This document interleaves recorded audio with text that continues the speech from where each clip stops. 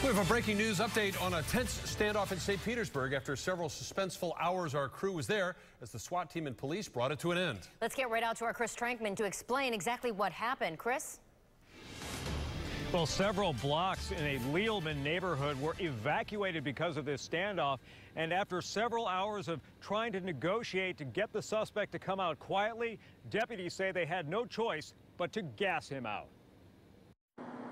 Andrew Giannisis was defiant until the very end, even as deputies put him in handcuffs. It took more than half a day to get the 32-year-old out of the house. I think it's very frustrating. I'm stressed out. My kid's fussy.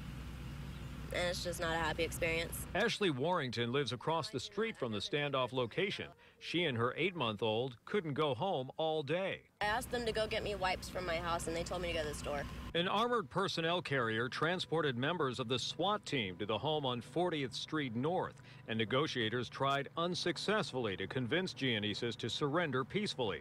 That's when officers fired canisters into the windows. A gun, but I know what that sound, a tear gas sounds like. You know, you can just tell by the psh, psh sound and things.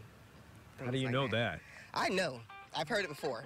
Selena McNary says her neighborhood had another standoff last year with tear gas, and she'd rather have that than gunshots. I feel sorry for them. Everybody make mistakes, you know, and I'm like, I just hope they get out alive. Giannisis was gassed out of the house quickly and taken into custody.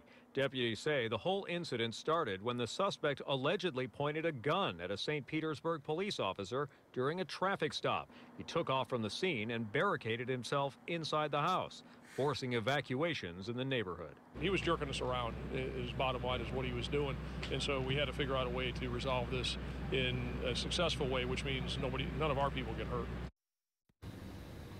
Giannisis was just transported here to the Pinellas County Jail. He has a long history of arrests. He can add 2 more charges to that list: eluding police officers and aggravated assault on a law enforcement officer.